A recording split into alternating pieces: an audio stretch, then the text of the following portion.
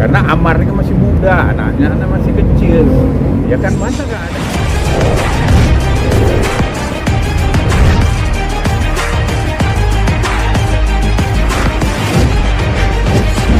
Pertama kita terkejut deh. Barang buktinya kan cuma 2,5 gram sabu, 0,5 ganja. Nah, tuntutannya seperti bandar besar gitu. Jadi ada suatu keanehan menurut kami kan. Padahal kan dari fakta-fakta persidangan yang kita ikuti kan, ya jelas Amar ini kan dari ahli yang kita hadirkan seperti mantan kepala BNN, Anang Iskandar, kemudian pada Dr. Elias ahli hukum narkotika, dan saksi yang meringankan juga, dan saksi 3 dari kepolisian ya, saksi penyidik.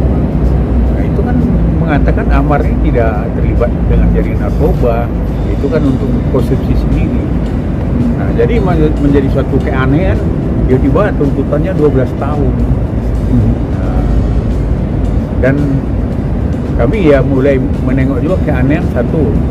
Kita dalam persidangan sudah mengajukan asesmen TAT dan medis ke majelis hakim, itu sudah dikabulkan. Sampai saat sekarang ya tidak dilaksanakan oleh JPU.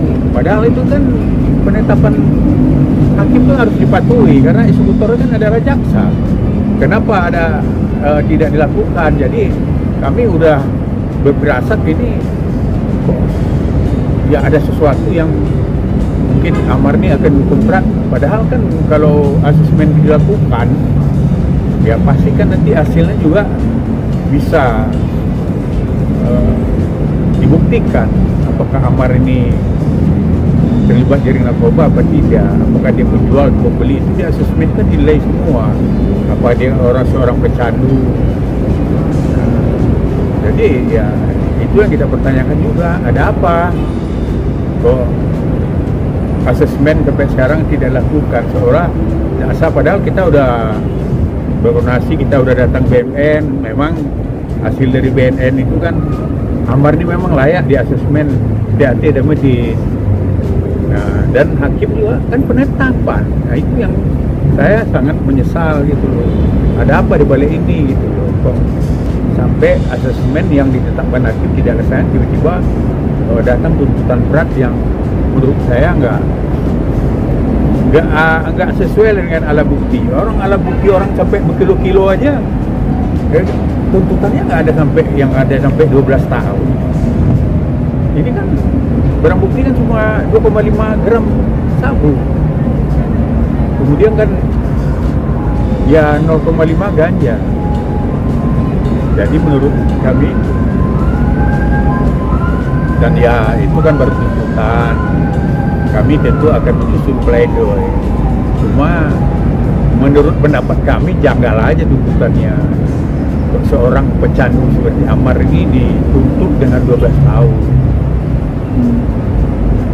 Berarti artinya ya, dengan 12 tahun ini apa ya, salah atau mungkin seharusnya tidak segitu, Pak? Bagaimana menurut Abang? Buat pendapat saya kan pertimbangan yang meringan itu kan nggak ada. Dan kemudian untuk dia seorang pecandu itu kan juga tidak ada komodir di situ. Seolah-olah dia kan, yang lucunya lagi, bandarnya yang udah jelas itu Akri dihukumnya cuma 10 tahun. Aneh ya?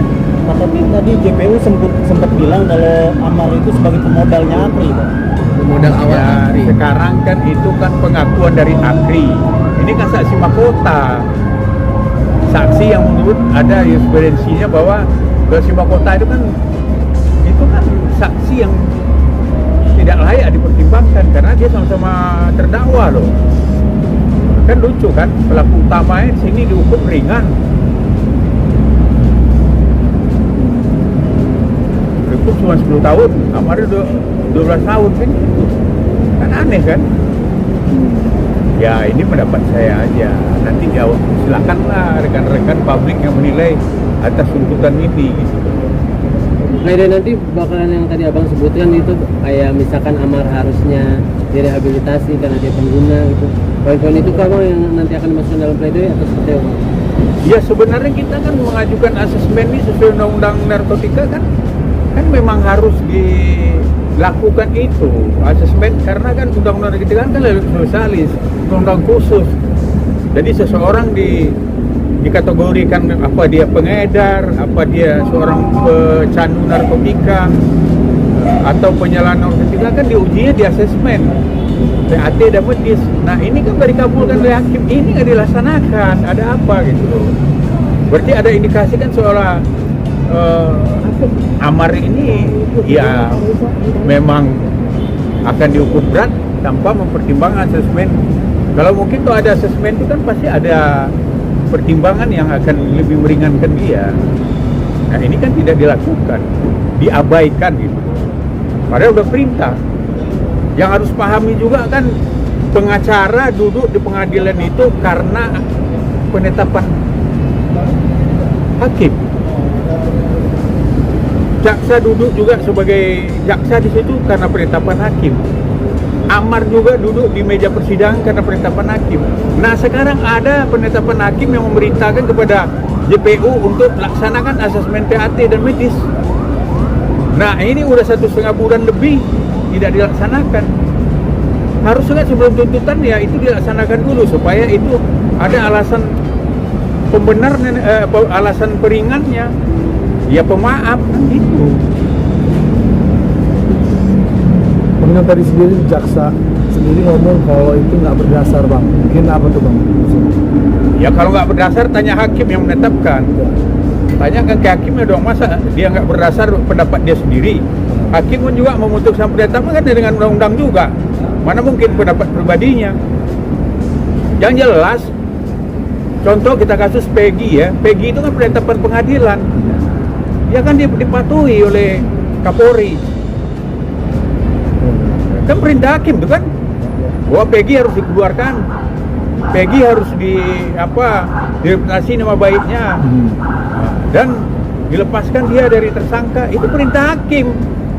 Ya sekarang perintah hakim sama di Jakarta Barat oleh jaksa Jakarta Barat tidak laksanakan.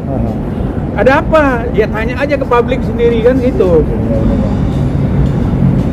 Dan lagi yang menariknya bahwasanya denda sampai 2 miliar, begitu besarnya kan? Ya tanya ke jaksa nanti. Kalau ke saya ya kan, ya ibaratnya perkaranya kalau menurutnya 50 juta denda 2 miliar kan ya itu kan ya suatu ke apa juga. Mungkin ya berdasarkan pasal lah barangkali ya. Ya itu sah-sah sajalah dilakukan. Tapi ada hal juga yang harus dia laksanakan. Karena Amar ini masih muda, anaknya masih kecil. Ya kan masa nggak ada alasan peringan sedikit pun ke dia. Dia masih ada masa depannya. Dan dia ini kan bukan penjahat seperti koruptor. Koruptor aja dihukum cuma berapa tahun, 10 tahun itu. Ya kan? Ini kan dia mempergunakan itu untuk merusak dirinya sendiri. Bukan untuk ada menguntungkan orang. Atau kalau koruptor udah jelas itu merampok uang rakyat. Ada yang 10 tahun hukumnya, ada yang cuma 3 tahun, 4 tahun. Nah ini biar media tahu juga. Silakanlah media menilai ada apa yang terjadi di balik ini, itu aja.